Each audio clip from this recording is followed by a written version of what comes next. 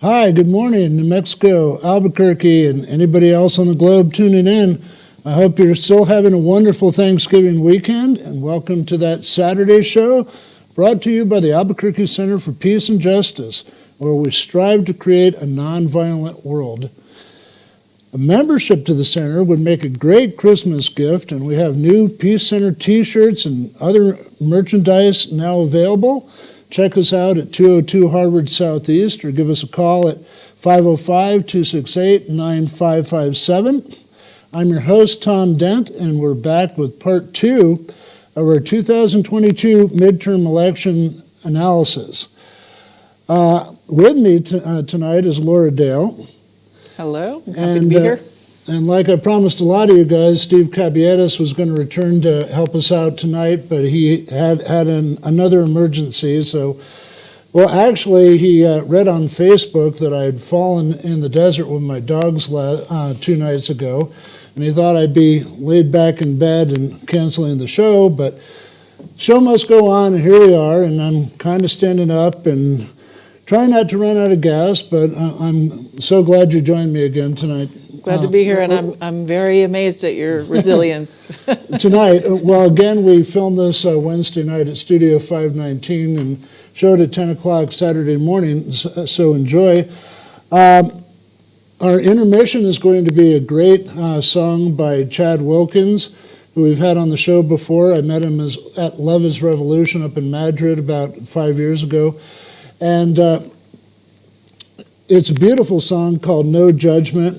And at the end of the show, Laura is going to be singing her song, Redemption, doing a poem, and I'm going to be doing a poem I wrote back in 1981 called The Truth Is You. So, Peace Center announcements. Remember, our free food distribution happens in our parking lot every Saturday at 9 a.m., and our Peace Cafe opens from 10 to 2 every Thursday with great free organic food, coffee and teas, acoustic music jam sessions, and great conversation. Everyone is welcome. We offer meditation at 9 a.m. on Wednesdays. We have yoga sessions every Wednesday and Thursday at 1:30. The Medicine Drum Circle performs in drums, and you're welcome to join them every Sunday at 10:30 as well. And we have open Buddhist practice, and the Universal Unitarians meet every Sunday as well. So here we go. Hi, Laura. Hello. How are you doing? I'm doing all right. All right. My back is still working. Oh, good. Well, we were hoping Steve would be in here because he's the number guy, and he has like pie charts and results from everywhere in the world.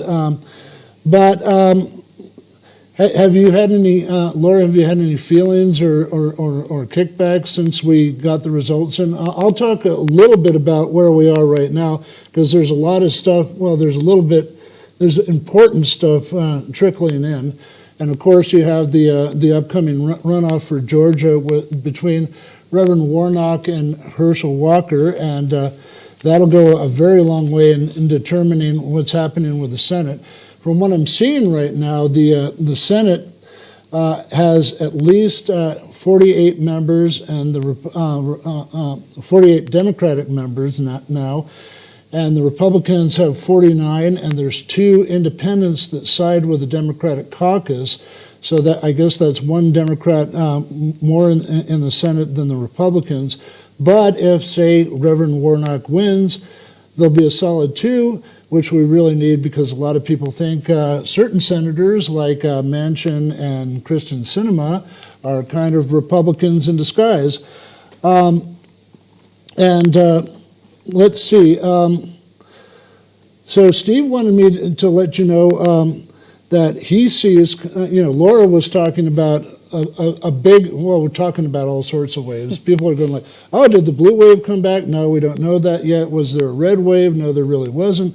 Laura's convinced, and I'm convinced too, that there's a big wave of informed young voters who are getting involved in shaping their future and saving their planet from a number of different issues, like we discussed in the last show. Steve feels that there's an underlying wave of Democrats in the West, of Democratic voting in the West. We saw that in Arizona. There's a couple of counties that haven't got their results totally in the House of Representatives, so that could actually almost even the House. But a lot of people think that the Republicans are going to be in charge. I guess Kevin McCarthy is supposedly going to be the Speaker of the House, replacing Nancy Pelosi. But there are different caucuses. There's a crazy caucus. There's a conservative caucus that may not go along with everything that Kevin McCarthy wants to do and how he wants to control the House. And there may be some kind of runoff within there.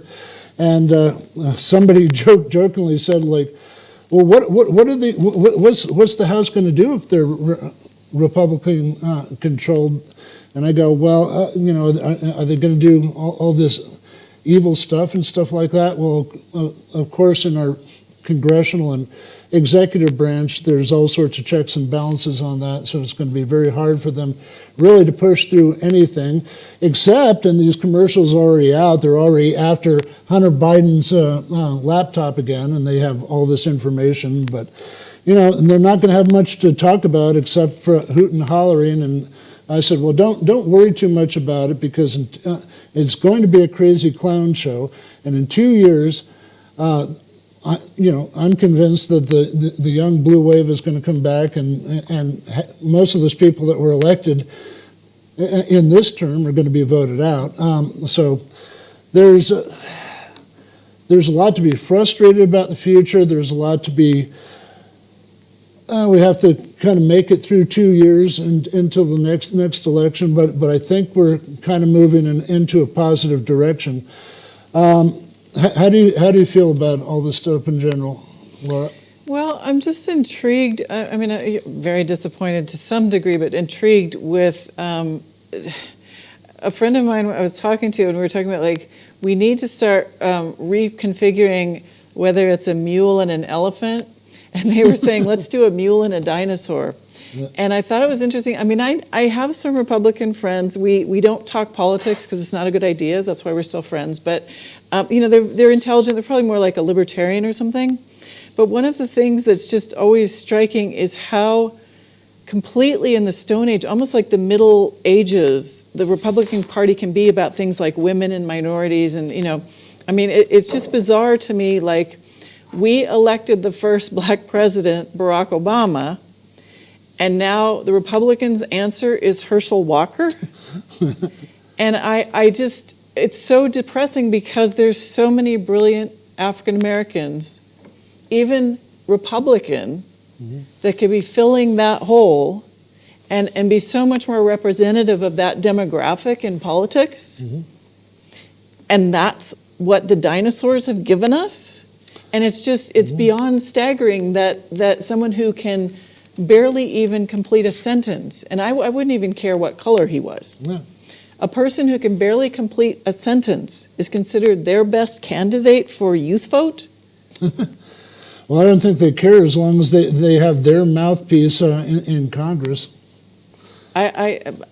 But you have to get a mouthpiece that people respect enough to vote for, and I guess we'll see how the election result. That's the one I find the most disturbing, is that he even has enough votes for this to be a runoff. I know, it's great. It's so extraordinary for me, and so disappointing in terms of how far I thought we had come with that demographic in politics in the United States. I mean, obviously there's a lot of hurdles still to be overcome with quote, minority. Again, I hate that terminology, but that vote. But that was just, I still am kind of reeling from that. Well, look at the Supreme Court. I mean, we have Amy Coney Bryant and Brett Kavanaugh, who are not even qualified to, I don't think they've barely ever been to an actual trial. And then, you know, there's the Clarence Thomas factor, the way he votes, Alito leaking the stuff. And people, and Ginny Thomas, Clarence Thomas's wife, has been implicated as one of the organizers of the January 6th insurrection. And she, for 20 or 15 years, she was the executive secretary of the Heritage Foundation. And if you don't follow politics, the Heritage Foundation is this huge Republican think tank with all these people, Condoleezza Rice and all these people on their board all the way back. Back with Bush W. and as you're going forward from that, at one point, every time there was one kind of liberal talking point, all of a sudden there'd be 16 Republican talking points. They're all generated from the Heritage Foundation, the Cato Institute, and it goes all the way down to the states. You have the Koch brothers with the ALEC state-by-state agenda. You have Americans from Prosperity, and they have the right strategy. I mean, they want to go into school boards and overtake state legislatures to get their way of thinking through, and a lot of it has to do with the patriarchal 1950s, 1930s things that you're talking about. Arrest people for having an abortion, throw doctors and people in jail that want to deal with women's health. If you and like we said on the last program, incest and rape, the woman has to carry the baby to term, and offering $10,000 rewards for people that report on a doctor or a woman trying to take care of her body. It's really crazy, but. I don't know the exact outcome with Boebert in Utah, I guess, but there's another crazy. There's another MAGA insurrectionist. You have now I can't remember her name. Who's the real crazy one? Marjorie Taylor Greene. Taylor Greene, yes. Yeah, and we've had kind of people like that in the past, but they've never come in such a group as they are now. Like, I don't want to keep bashing all the Republicans, but, Rand Paul from Kentucky, along with our friend Mitch McConnell, fancies himself an optometrist, a doctor of optometry, but he doesn't have any real certification, and him and his wife actually turned around and certified him as an optometrist in the state of Tennessee. So. And we know about insider trading and all that, and there's a lot of people in Congress that are there for the money or have big money and represent the corporations and not the people. So really, hopefully, progressives, liberals, independents will come along and really start to reshape things in 2024. I don't know about Uncle Joe or Joe Biden, whether he can run again or whether he may not want to deal with it. It may be in his blood. Sometimes it's a little hard time understanding him, but he does have his criticisms. I mean, he's been behind. He signed off on the Iraq War. He's been a friend of the defense contractors in AIPAC for a long time. Here's a little side note, because I know that Laura and I are very interested in the Palestinian-Israeli conflict or relations and stuff like that. But a lot of people don't know that probably, 98% of everybody in Congress is a member of AIPAC and favors basically aiding Israel with weapons more than they do helping out Palestine. And I'm sure you have thoughts on that, Laura. Well, the thing about Palestine, what's fascinating to me, because the rhetoric that's being escalated right now is the anti-Semitism rhetoric, and I'm actually part of a small grassroots movement. It's all around, but it's academics from Palestine who are working out a sort of talking points statement that's very measured, saying Palestinians are Semites. If I'm pro-Palestine, I am pro-Semitic. And I'm sorry, but you don't own that word. It belongs to people in a certain area in the Middle East. That's what that's about. And so what's been fascinating to me in my journey is, most of what I've learned about Palestine has come from Jews of conscience. Yeah. Almost everything I know that is truly important information about what's going on, what's happening, how the dynamic needs to change, all the sorts of powers that be that are creating the turbulence and the deaths, that are going on, is actually coming from brilliant Jews of conscience who truly, truly care about human rights and the violations of them. And what is so disturbing, and it's what you just talked about, whenever you dig in deep, AIPAC is behind it. And it, there's nothing you could, that's not anti-Semitism to point that out. It's just, that is always the money that is behind this push. And I was so disappointed. Remember when Barbara Boxer, voted for the bomb to be dropped I can't remember, there's so many locations where, we were determining, without asking any questions, that we were just going to blow something up.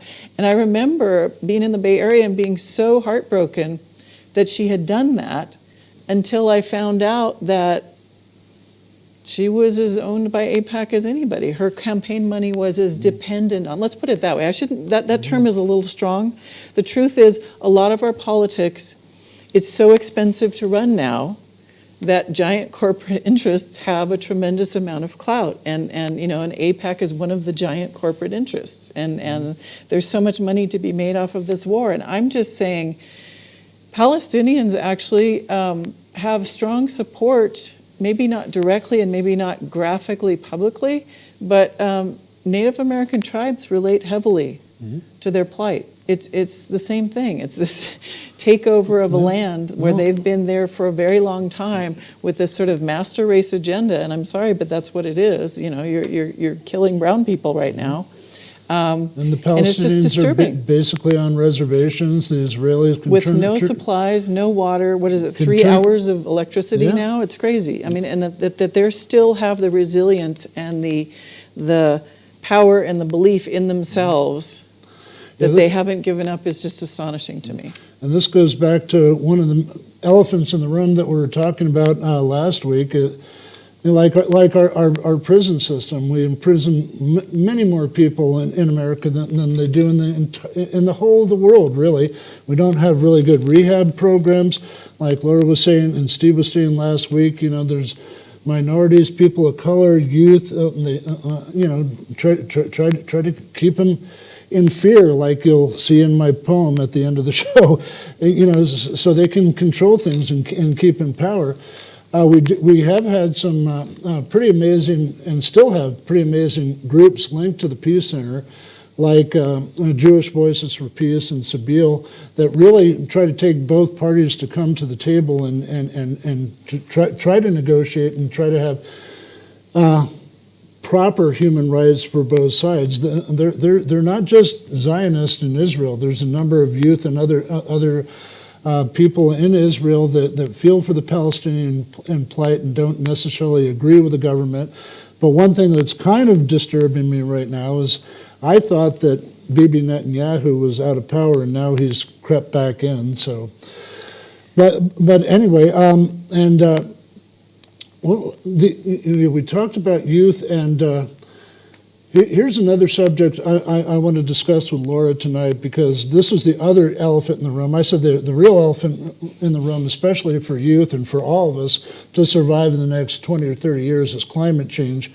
But, if you've been following the news, and this seems to happen every week, almost every day, you had Uvalde, you had the Walmart, now you have the shooting at the LGBTQ plus club in Colorado Springs, which was absolutely horrifying. And along with what Laura's saying about the anti-Semitic rhetoric and stuff like that, especially from what I've been hearing, I don't go anywhere near this, but on these dark webs and people that are starting to creep into Twitter now that Elon Musk has taken over and offered a spot to Donald Trump, they're saying that there's a lot of new, very hardcore anti-LGBT plus rhetoric going on there, and it's scary. And all of a sudden, you know, a young white guy with a long rifle opens up again with this. This has happened at temples. Where was the other place it recently happened? You know, I actually struggle keeping up with it, honestly. Like, I struggle to even remember the names of all it, and I feel guilty, like I should have this memorized. There should be like a sidewalk that has all of these names on it. I struggle to keep up because it seems so like, okay, this is America's future now. Like, this is what we're giving our children, is that they're terrified to go to school because they're going to be gunned down. And to actually name the real elephant in the room, it's I don't know what it is, gun proliferation or gun control. Even in New Mexico, I mean, Lloyd, our engineer, and I were talking before I came down to the show, and he was always wondering, what's happened to the public safety director and the guy that's supposed to implement the consent decree with the Albuquerque Police Department and help to tone down police shootings and other things in Albuquerque? And his name was Sylvester Stanley. We had him on the program about a year ago when he first took over that position. Almost 6 months into his position, he resigned, and his contract runs out in December. But he's probably almost like James Ginger. James Ginger is the independent monitor for the consent decree, as put down from the Department of Justice during the Berry administration in Albuquerque to stop cops from unjustly killing innocent people, killing people with mental health problems, taking other alternatives to get rid of corruption in the police department. And he doesn't even live in Albuquerque. And the joke is that he doesn't want to dodge the bullets here. Maybe Sylvester Stanley didn't want to dodge the bullets here either. And I guess the cops are saying that they want to not patrol the open spaces so they can have more officers on the street to deal with violent crime. But like I've argued on other shows, why aren't they trying to stem the influx of guns before they get in there? I know a lot of black market guns go back and forth, and one of the major reasons for home invasion is so they can steal guns. I mean, they break into gun shops to steal guns. And that needs to be a major concern here. Look at the rest of the world. It's like our prison population. It's like our war budget. It's absolutely outrageous, quadrupled more than that, than any other country in the world, and almost all countries together. I thought that there was like 2 guns for every people now in the United States. I guess the original, the real stat they're coming up with is 1.2, but I'm sure it's a lot worse than that. Well, and the thing that strikes me, and it ties back to Israel, and again, I'm getting my information usually from Jews of conscience, so I feel very confident that this is strong information from people who really care. But one of the things that struck me the most when I was first learning about it was we have been sending on the taxpayers' dollar our chiefs of police around the country since, 2010 or something, to Israel to learn SWAT techniques and escalation of violence and shoot to kill, and then bringing them back here on the taxpayers' dollar, and then wondering why our police force's first response is shoot to kill. Yeah, and the same chokeholds like the one that took down George Floyd, they learned them straight from, was it the IDF or was it from Mossad? I don't know. Yeah, I mean, the question is, where are our tax dollars going? Because they're certainly not going to giving our students a good education. Our infrastructure is, questionable at best. I feel like there's a whole disconnect between why we have violence in the first place and we're using our tax dollars to train our officers to escalate it. Yeah. And then we're tearing our hair out asking why. And I know that some, I called around for a while, and I know some police departments around the country have started, like their city councils have gotten a grip on it, and they've started to do like mediation types of training and things like that. I'm not seeing that happen here in New Mexico.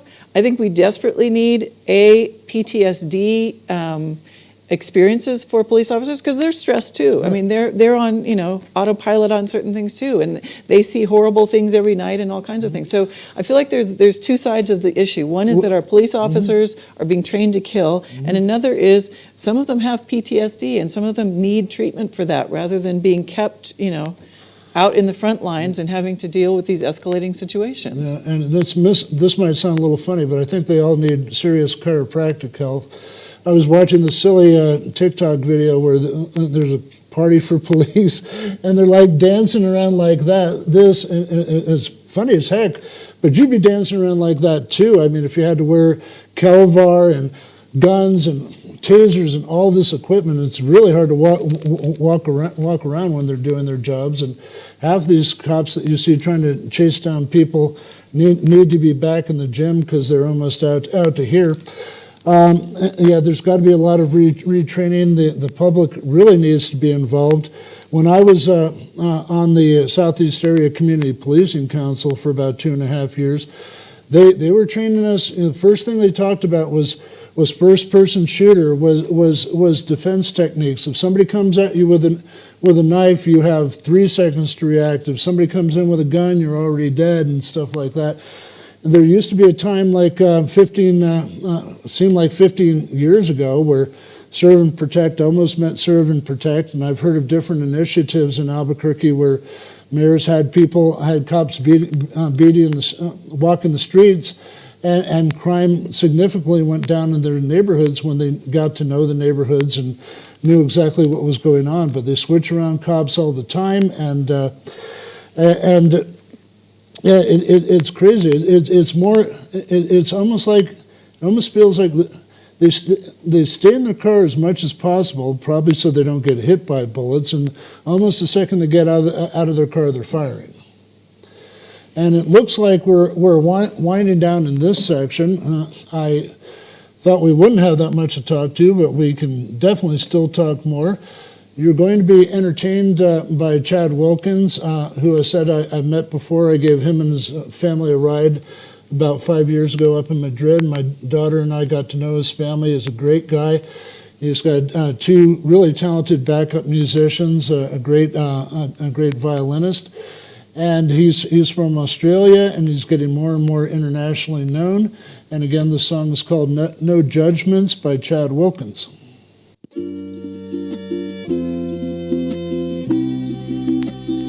No judgment,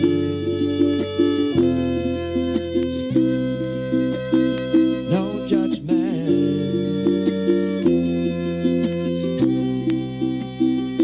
We live in a world that makes me laugh, it makes me cry. The way we live, the way we die. The joy and the sacrifice. And I'm in love with a life. But the violence I despise. And I refuse to submit to the lies. That we cannot live in paradise. I can still see the light of God in the gunman's eyes. Those beautiful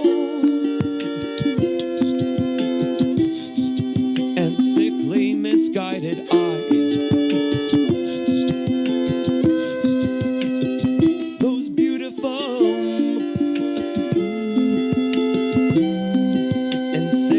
misguided eyes, they help me to realize that we're really all the same. We all feel love and pain, and we all wish to remain, and forgiveness breaks the chains, and this life is not a test. To get to the next.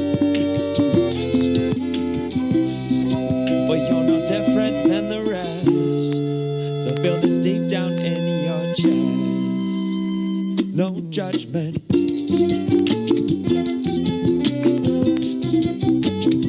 No judgment.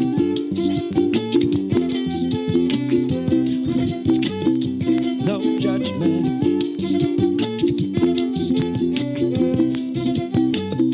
No judgment.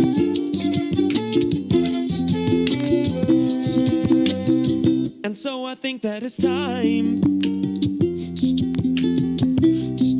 that we got to get together and strategize.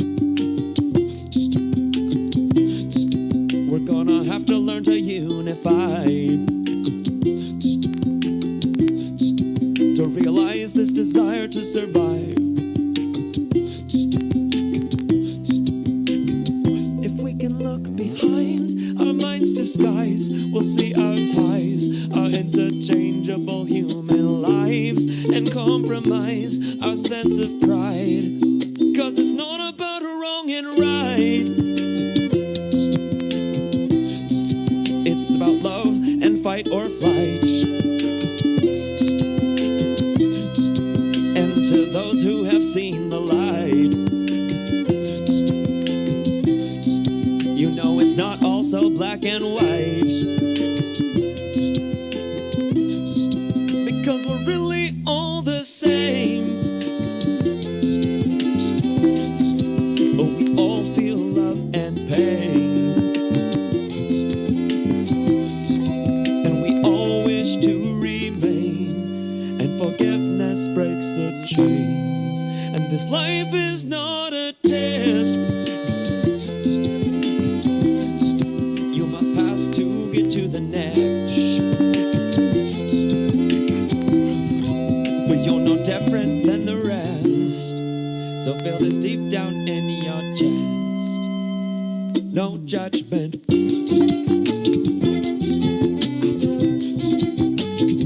No judgment.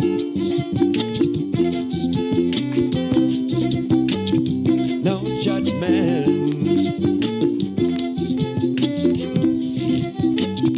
No judgment.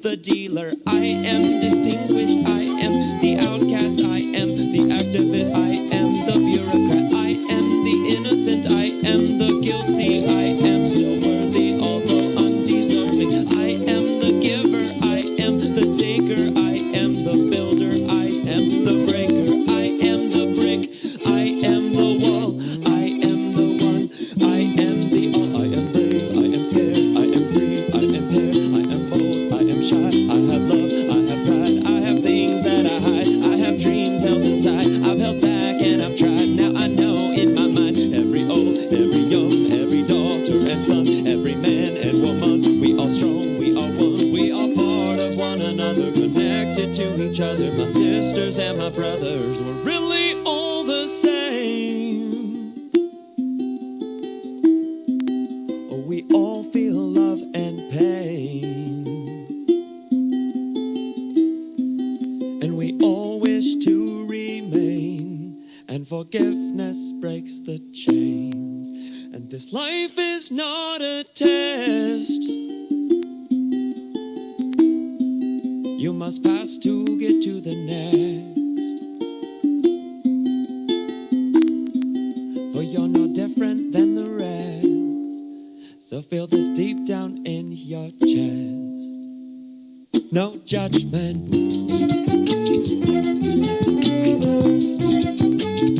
No judgment.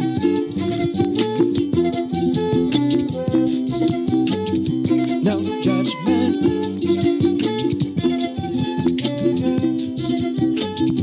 No judgment.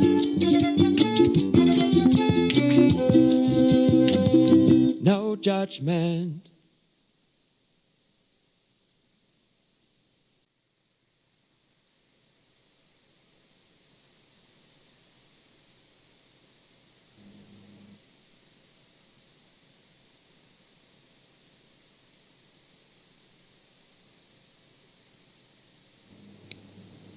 So that beautiful video and song and community, Chad Wilkins at the Unity Fest, Madrid community, that's just extraordinary. And the reason I'm speaking right now is because one of the things that was so difficult for the Republican Party to deal with is that the youth vote, which is that demographic, came out in massive numbers that they hadn't seen since Obama. And one of the things we've sort of conveniently forgotten in politics is this is who's inheriting the planet we've left a mess for. And so they do actually care about issues like the environment, like overpopulation, like choice, like women's rights, like minority rights, like all these sorts of things. And when you tick them off enough, which is what the Republican Party did with their decision about ending Roe v. Wade, they come out of the woodwork from all over the place, and they can and do completely change elections. They are who got Obama going from 40% behind in the polls to now, at that first election, actually having such a historic win that it matched similar to what Kennedy had. So youth vote is very, very powerful. I profoundly believe, and Tom has spoken about it a lot, that one of the reasons that it's so important to make recreational drugs illegal, or has been in our country, is because we want that powerful youth vote dissipated by putting them behind bars, amongst other things. So I just want to speak to the fact that one of the beautiful reasons why this election so shocked the Republican Party is because of people like that, young people like that, who are saying the system isn't working for anybody. However humble, we are going to go and form our own sort of communities, our own sort of computer programs, our own sort of political action, political groups, political motivations. And I think one of the reasons I love this station so much is because it represents the voice of the youth that is so often not included in any of the dialogues about what politics needs to do in order to get more votes, in order to get more voters. And so, you know, we're going to speak to New Mexico because we are beautifully a blue wave state. Mm-hmm. We are actually the pulse of that generation coming out and speaking in a very diverse way in our state. There are so many different groups that are represented in our political system, and Tom's going to speak to that. But it's extraordinary, and thank you so much, young people, for voting. Mm-hmm. And I've said this before, we've had high school interns here on the TV show. I think we're up to about 6 high school or recently graduated from college interns that are working on the Peace at the Peace Center on our restorative justice programs. They're interested in the TV show. Like I hinted last week, we may shut down for a number of weeks over the holidays, but there are a number of youth that are very interested in the TV show and that want to contribute programming, and they may come on and host this before too long, hopefully. So we're there for them, and going back to New Mexico and everything that's been happening here, the Democrats would be glad to know that New Mexico is pretty much solidly blue at this point. All 3 of our congresspersons are Democrats. Our governor is Democrat. The composition of the legislature as we go into the 2023 60-day session, there are 44 Democrats in the House, 24 Republicans, and one other independent. There are currently 27 Democrats and 15 Republicans in the state Senate. in the 30-day session, it's weird the way this legislature has been set up, and you probably heard me gripe about this before. I think for convenience sake, the capital of New Mexico should be in Belen, since that's the epicenter of New Mexico. And it costs so much for somebody from Columbus or the Boot Hills to drive up to Santa Fe and stay in places and eat and all that stuff. And they have to come back and come up for specific committee meetings throughout the year. They should be doing a lot more teleconferencing. We've been doing pretty good in mail-in ballots. I've heard there's at least 6 states, so all they do is mail-in ballots, and it's an amazing system, and there's no corruption or anything like that. So let's look at a little bit at the upcoming legislative session in New Mexico. We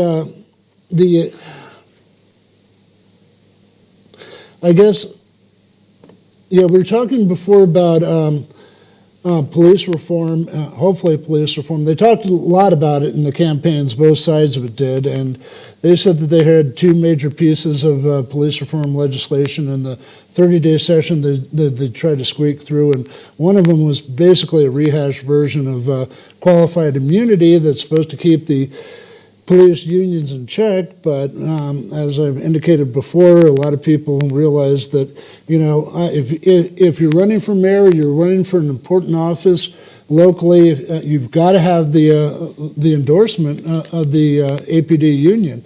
And the APD union has stymied the consent decree. It's protected police officers that should have been tried. It has a lot of influence, and there's a lot of corruption in it, and it needs to be torn down somehow, but they have all sorts of barriers. They're almost as Teflon as La Trump, and we were gonna talk a little bit about Mr. Trump, but we probably don't have time for it, but it just, in a nutshell, it seems like there's 5 different charges coming from 5 different angles at Mr. Trump, and he continues to bounce off of it, at least until today.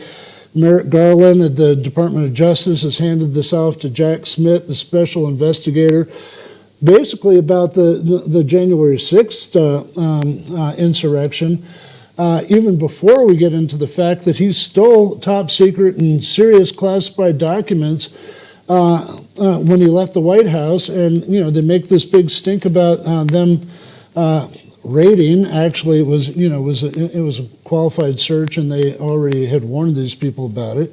And now what the Supreme Court has just allowed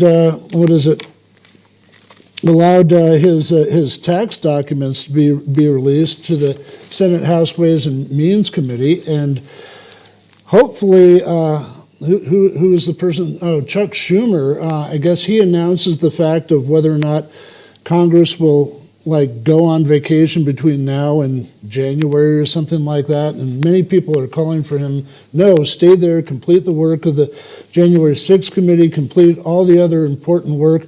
Some of the important work is to seriously renegotiate the contracts with the railroad workers.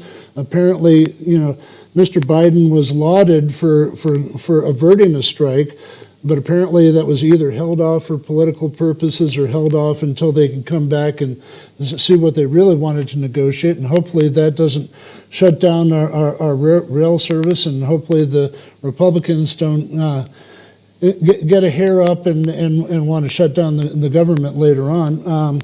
But anyway, so with the legislative session going on, let's talk about the environment while we have time. I know a lot of progressive people in the Peace Center, scientists, people that have common sense, want to do everything they can to switch over to clean energy, and basically with what we got right now here in New Mexico, solar and wind. And like I've said many times, we can power the state, we can power half the country, half of the world with solar panels in New Mexico. One of the things that our governor now, Michelle Lujan Grisham, has really been behind is the blue hydrogen technology. And it sounds good on the surface, but it's basically fracking in reverse, and and that is not good for the environment. It's not good for the land. We've talked about, we have the Permian Basin where we have some of the major oil and gas production in the state. We need to be able to transform and switch over to jobs. It's like Laura was saying about other issues with climate change and women's rights and stuff like that. We can't go back we don't have time to go back to the 1950s and 1930s. We need to be 20 years ahead. We should have done most of this work on climate change and protecting our environment and human life on Earth 20 years ago. The thing for me that just stands out, if I wanted to encapsulate all of this, it's that Republicans, as they are currently demonstrating their party, are the old guard that misses slavery, honestly. Mm-hmm. They want women to be property. They want African Americans to be slaves. They want a system in which only a specific patriarchal, usually, aristocracy lineage is in charge of everything. And they want to pretend that they're actually in the 21st century when they're not. And so what I'd like to just point out for everybody is that all we're asking for is basic equal human rights. And that includes, clean air, clean water, the right to vote, all these sorts of things that are just basic, simple things. But because our country was founded by slave owners, mm-hmm. and because our government was set in place by slave owners, and because it is very specifically this white male-centric power system out of which everything else radiates, it's definitely going to take a while for this to kind of play out. But it is unraveling. Mm-hmm. Absolutely, it's unraveling. That's why our election was just like a Philip K. Dick novel. But once this plays, it's like what the Buddhists say about that ages are like a birthing process, and birth is bloody, birth is painful. Mm-hmm. It's sometimes you think the mother might die, but what comes out of that, and the mm-hmm. point of the Buddhist philosophy is see the baby. Mm-hmm. And what we need to do is point out all of the blood and all the turmoil and all of the problems, but let's make sure we're always seeing the baby. And to me, the baby right now is young people. Uh-huh. And you were talking about slavery and the old Confederacy, like Jim Harvey used to talk about all the time when he was on the show here. Let's go back to Georgia. We're running out of time, but we have Herschel Walker still against Reverend Warnock. Georgia, especially in Atlanta, has one of the largest black populations in the country. They've been doing everything they can to stymie the voting process, especially and Laura hates to use this word, and we probably need to talk about this on another show, minorities. But limit the voting places, especially in black neighborhoods. Cross-check. Trying to bring up old felonies and things like it goes on and on how they've been trying to stymie the vote in Georgia, and of course Trump and Giuliani and people, or Lindsey Graham, were making calls to the Secretary of State in Georgia to have them kind of rig the vote and stuff like that. And that's another thing Mr. Trump is guilty of. And look at Georgia itself. As a history major, I'll give you a little lesson here. Before you had the 13 states and all that, but there was this place down south that was called the Oglethorpe Plantation. It was basically a British penal colony, and most of the white people that came out of Georgia, a lot of them weren't necessarily guilty because they were yanked off the streets and they had to steal food to survive and stuff like that. But the plantation overseers and the police force, our police force started out of the Deep South, policing slaves and going after runaway slaves. And here we are in Georgia with such a very important vote right here, and that's probably, I guess, on the 29th of November, you'll find out about that. And Laura, thanks for being with us. Thanks for covering. I just want to say one thing really quickly in case someone misunderstands. When I say I don't like the term minority, it's because people of color are more and more increasingly in this country becoming the majority, and I just feel like we need to have a discussion and we need to have a reworking of that language because it's very misleading and very demeaning of that population, those populations. Mm-hmm. So enjoy the song and the poem, and we'll hopefully maybe see you next week on that Saturday show. Happy Thanksgiving. Yeah.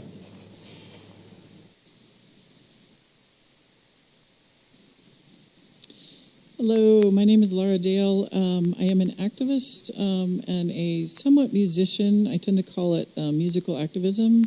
This particular song was written in Berkeley when I lived and worked near Telegraph Avenue. And there was a homeless man who was very beloved in the community, and one day he disappeared, and we had sort of taken him for granted. So we didn't realize how much we missed him, and we were hoping that he hadn't been either bludgeoned to death in the street or starved to death or something like that. And we were very relieved to see when he came back about a month later with a pit bull. And they would sit and beg on the sidewalks, and we would make sure that both of them were well fed. So this song is called Redemption.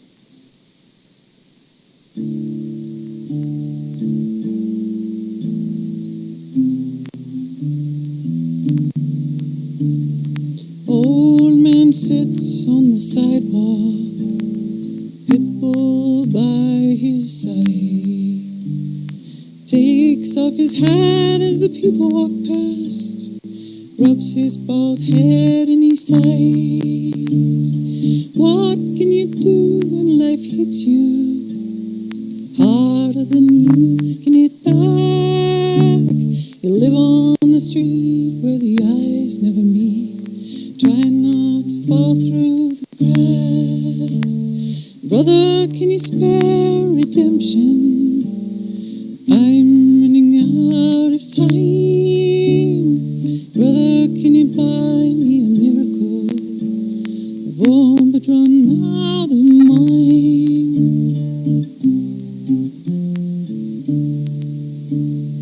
Old man sits on the sidewalk, Pitbull sleeps by his side, holds out his hat as the people walk past, rubs his bare feet and he sighs. What can you do when the madness eclipses the pain and the pride? You slip on the mask of your sadness, move down the street and you hide.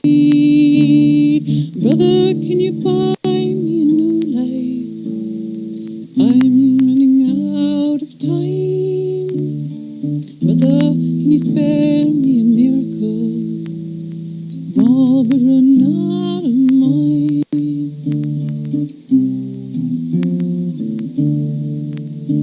My soul's empty pockets are weighing me down. Darkness shines brighter than light. Spare me a heart that don't break into parts, eyes that are stronger than sight. My soul's empty pockets are weighing me down. Silence speaks louder than words. Spare me a life that don't cut like a knife, a voice that will one day be heard.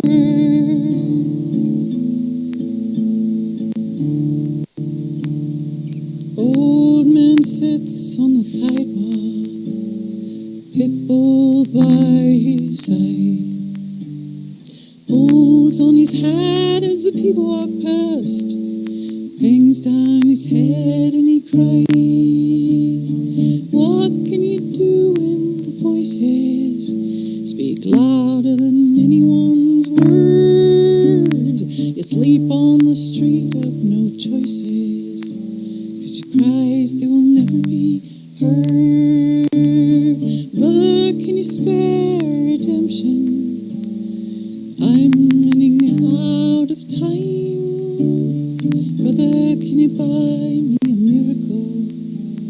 I've all but run out of mine.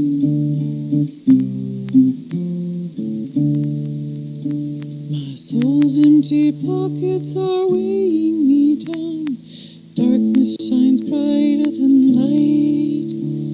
Spare me a heart that don't break into parts, eyes that are stronger than sight. My soul's empty pockets are weighing me down. Silence speaks louder than words. Spare me a life that don't cut like a knife, a voice that will one day be heard.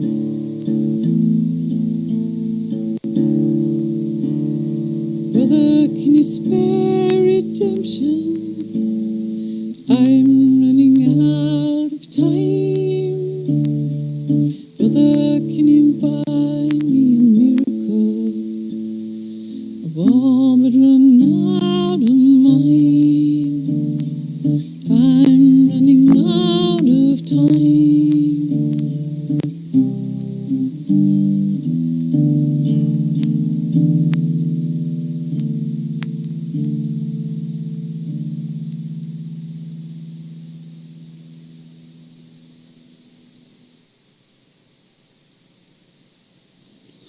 I wrote this back in the early 80s when I was a prolific poet on the university circuit. This is called The Truth Is You. Doors of fear slammed tight, man hiding from himself. There is no need to imagine how it can be. For a scene from space and consciousness, there is only one reality, truth. Borders and religions merely serve as temporary screens. The only thing we truly fear is fear. Day-to-day life is a personal philosophical journey that all must experience and from which none can hide. But we try. Oh, how we try. Government is nothing but strong-arm propaganda. Although its lies appear to uphold the law, it is not designed for the good of the whole. Only those with money, those who seek salvation and faith, only do so out of fear and lack of faith in themselves. Fear of impending Holocaust is humanity's guise upon its image, and one of government's prime excuses to justify its existence. It throws the poor in the direct line of fire and takes 25% from all to build bombs in the name of peace. Just as the old priests required tribute and sacrifice to still the angry wrath of the gods, for fear that the truth might appear and that we might question the necessity of rules. Clothes serve as a placebo of man's reality. We pretend and won't accept what is given, reinforcing jealousy. Deep down inside, we are naked in this reality, naked and ashamed and not knowing what to do.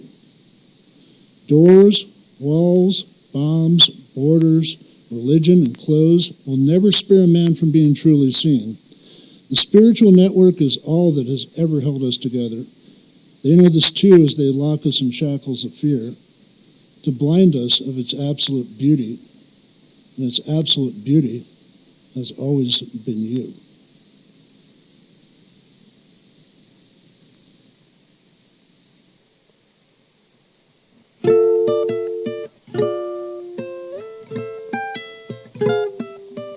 Until the next time, it's time to say goodbye. When you out here in the streets, keep it real, 505. We love everybody, we just want to let you know.